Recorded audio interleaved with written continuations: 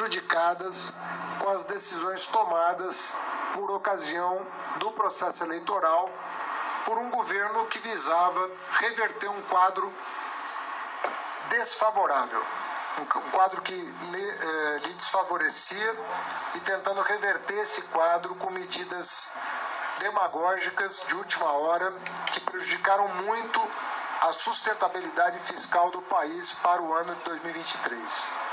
Então, só recapitulando, nosso objetivo desde o começo do governo e até mesmo antes do começo do governo, em tratativas com o Congresso Nacional, era recompor o orçamento federal do ponto de vista de receitas e despesas. O presidente Lula, na passagem de governo, decidiu prorrogar a desoneração que terminava no dia 31 até 28 de fevereiro. Dentre outras coisas, porque havia rumores em Brasília de uma tentativa de golpe de Estado. E aqueles rumores nos fizeram ter cautela e não estimular, as pessoas que estavam eventualmente desagradadas pelo resultado eleitoral a fazer o que vieram a fazer no dia 8 de janeiro. Além disso, além dos rumores de golpe de Estado que circulavam em Brasília, havia a questão da posse do novo presidente da Petrobras, que só aconteceu recentemente. Então, por essas razões, e apenas essas razões, o presidente decidiu estender a desoneração da gasolina e do etanol até 28 de fevereiro e do diesel e do gás de cozinha por um ano, até o final de 2023.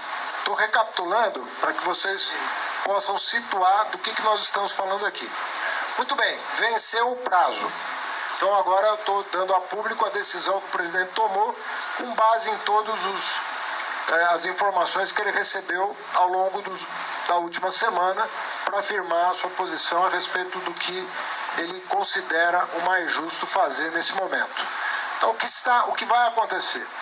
Primeiro, a decisão foi tomada hoje porque nós queríamos tomar a decisão depois que a Petrobras dissesse qual é o preço para o próximo mês desses dois combustíveis, da gasolina e do álcool, né? E do diesel também. E a Petrobras acabou de anunciar hoje, então nós esperamos para anunciar. Vocês estavam aqui há 2 dias aguardando uma definição, e o que eu e o ministro Alexandre ponderamos ao presidente é que não faria sentido a gente tomar uma decisão depois do anúncio dos preços da Petrobras. Então era melhor esperar a Petrobras tomar um posicionamento sobre os preços de março, e aí nós tomaríamos a decisão sobre a questão da reoneração. Isso foi acatado pelo presidente, que aguardou então a manifestação hoje ao meio-dia do Comitê de Preços da Petrobras, que seguiu rigorosamente as regras estabelecidas pela própria empresa. Havia também no noticiário dessa semana e da semana passada uma expectativa de que a queda do preço dos combustíveis pela Petrobras pudesse ser maior do que a que foi anunciada hoje. O jornal Valor Econômico chegou a noticiar, por relatório de especialistas na área, que havia espaço para redução de até 25 centavos no preço da gasolina. Se não me engano, não mencionava o espaço do diesel, que também estava sendo considerado. Nós aguardamos a Petrobras se manifestar, né? O ministro Alexandre, junto ao secretário executivo aqui do Ministério da Fazenda, foram à Petrobras, né, em busca dessas informações, e voltaram com a decisão da empresa para que fosse levada ao presidente da República para que ele tomasse a decisão que ele hoje tomou. E recebemos então da parte do presidente da empresa a notícia de que a gasolina foi reduzida em 13 centavos e o diesel em 8 centavos. Lembrando que o diesel ele está desonerado até o final do ano. Portanto, o preço do diesel deve cair porque não haverá reoneração do diesel, e o diesel tem um impacto muito importante na cadeia produtiva. Então tem um efeito deflacionário importante, porque as mercadorias no Brasil, né, e as pessoas são transportadas, em geral, por ônibus e caminhões a diesel. Então você tem um impacto importante na distribuição de mercadorias, né, no transporte intermunicipal, interestadual, e isso tem um impacto positivo sobre a inflação. E além de tudo, caiu 13 centavos o preço da gasolina, sendo que a nossa expectativa era maior, lembrando que não se está discutindo a política de preço da Petrobras.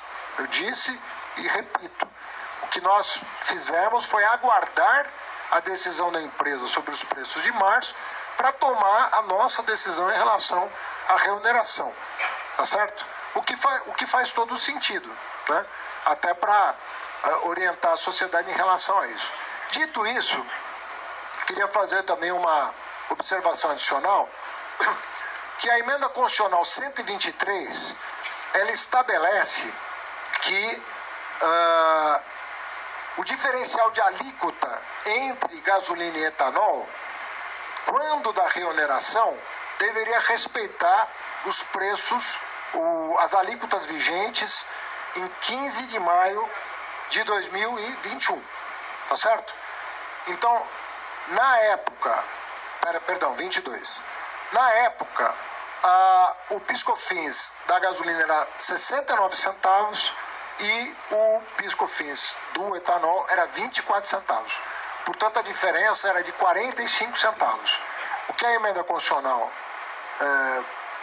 pretende é que, com o fim da desoneração previsto para dia 31 de dezembro, quando da reoneração, esse diferencial de alíquotas fosse respeitado.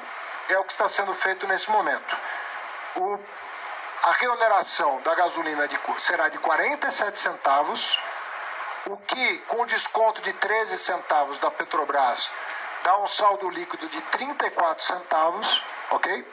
E a reoneração do etanol será de 2 centavos, mantendo a diferença de 45 centavos.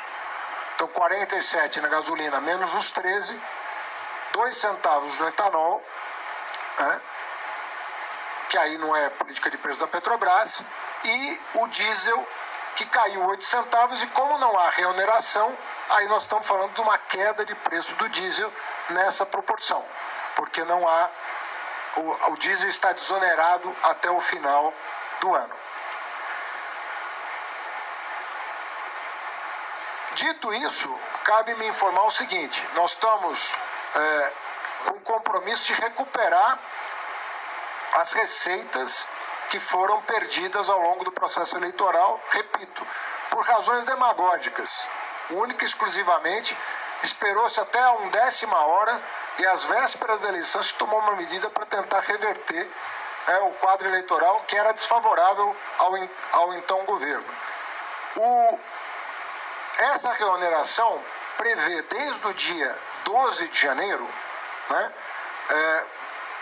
para cumprir as metas fiscais estabelecidas voluntariamente pelo Ministério da Fazenda. Digo isso porque o orçamento prevê um déficit de 231 bilhões de reais. E nós nos comprometemos a reduzir esse déficit este ano para menos de 1% do Produto Interno Bruto.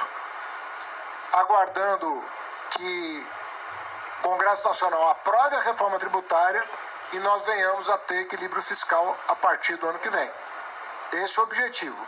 E para compensar essa diferença entre os 69 centavos de maio do ano passado e os 47 centavos desse ano, pelos próximos 4 meses, mais os 24 centavos, menos os 2 centavos do etanol, o Ministério das Minas e Energia fez uma análise por recomendação da Casa Civil e resolveu recompor essa diferença pelos próximos 4 meses, aplicando um imposto de exportação sobre óleo cru. 4 meses. Para a recompor